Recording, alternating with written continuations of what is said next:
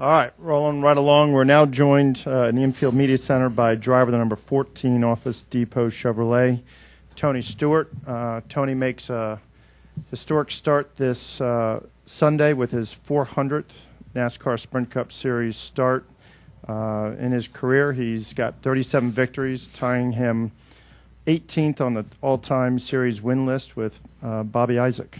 Tony, your thoughts on 399 races and racing back here at Texas? That's a pretty cool place to have your 400th start, but it's been a good week, obviously, having Ryan in victory lane and us having our 400 start this weekend and being quickest after practice. That was something that has definitely got the weekend off to a good start. So it's nice. This is a place that I think as drivers we all respect coming to. Eddie Gossage and all his people really work really hard to not only make it fun for the fans, but make it fun for us too, and they go out of their way to accommodate all of us. All right, we'll roll back into questions. We got Lee, and then we'll go back to Adam.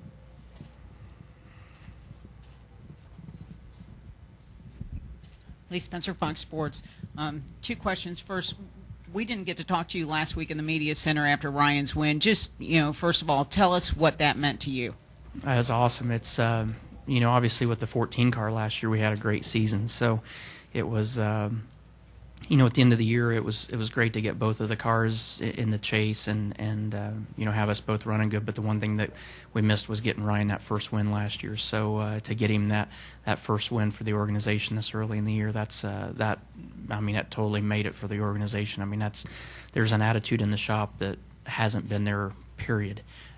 Finally, now that we've got both cars that have won, so it's a great feeling. I mean, it was, it's more than just being an owner. It's having a teammate like Ryan that's a friend away from the track too. So I know how much it meant to him, and I know how much it meant to everybody at Stewart-Haas Racing to finally get that first win.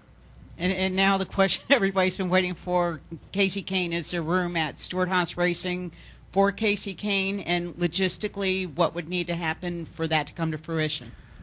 I think you guys need to talk to Kasey because we don't know anything about it. I found out on Wednesday, I guess, or Tuesday it was, just like you guys all did. I mean, you guys know as much, if not more, than I do right now. So the hard part is I don't have the answers to everybody's questions because nobody's talked to me about it. Yeah, it's all a lot of speculation right now, but there's no way I can comment on speculation and make it even make sense. So, I think the best thing to do is ask Kasey. I mean, obviously, he's got his deal done, so I'm sure he kind of has a better idea what's going on than we do at this point. Tony, Adam Amick, ESPN Radio Dallas. With ARCA Racing in town this weekend, it puts down a different rubber compound on the track. Have you noticed any difference out there so far in practice? And realistically, would it possibly be helpful if rain comes in to wash that off and just go back to a green racetrack for everyone come Sunday? It won't be an issue for the Cup guys because the ARCA races tonight and then the nationwide series races tomorrow. So before we would ever race on it, it would already have the nationwide cars will get that rubber cleaned off the racetrack by the time, and even us, we'll probably have it cleaned off in 10 laps tomorrow in the first happy hour session if we get a chance to run it. So it won't be it won't even be remotely an issue. Further questions for Tony? We'll go to Dustin, and we got Bob and Nate.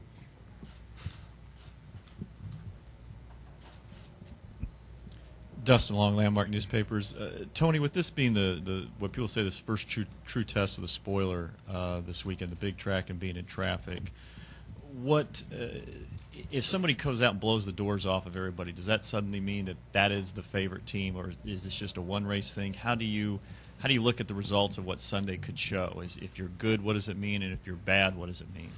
Well, I think everybody's got to keep in mind it's just like when we came out with the COT car initially in the first place. It's an adjustment phase. So just because one team figures it out first doesn't mean that they're going to stay there. It just means that they figured it out quicker than everybody else did. So I wouldn't say that I would say by looking at practice today, I don't think you're going to get somebody that's just going to go off and take off. This series and sport has been too competitive for too long, and there's been enough time to prepare for this. All the teams have been to a wind tunnel and had time to run the simulation programs and figuring out kind of what it should do. So I don't think that it's going to be I think if somebody does dominate, it's just because they got their balance right, and no different than we would any other week. But I don't think it's a sign that team's going to be dominant for a long time. Bob Hocker, SceneDaily.com.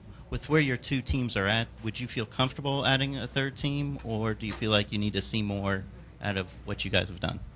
No, I mean, we would definitely, with the right opportunity. I mean, our focus is obviously to keep Ryan's car and our car going well right now. But if the right opportunity and the right team and the right sponsor, or right driver and the right sponsor came along, we would be definitely interested in a third team, and we've said that all along.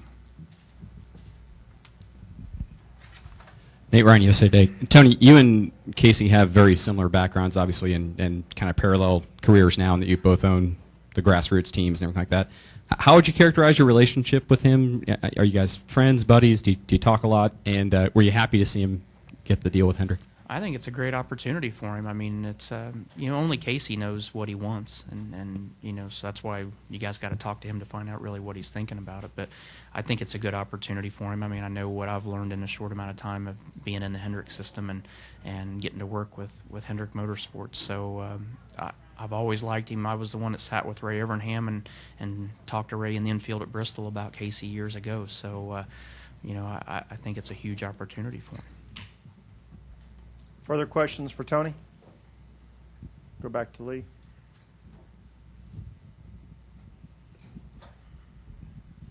Given your preference for Schlitz, would you entertain having Budweiser come underneath the Stewart-Haas Racing banner? Oh, God. Lee, you need to go back to your fantasy racing league or something right now. Let's go back to some real questions. Yeah. Nate, save us. Somebody. Wasn't that bad a question. No, I just know the trend we're going down here is just going to get worse as we go.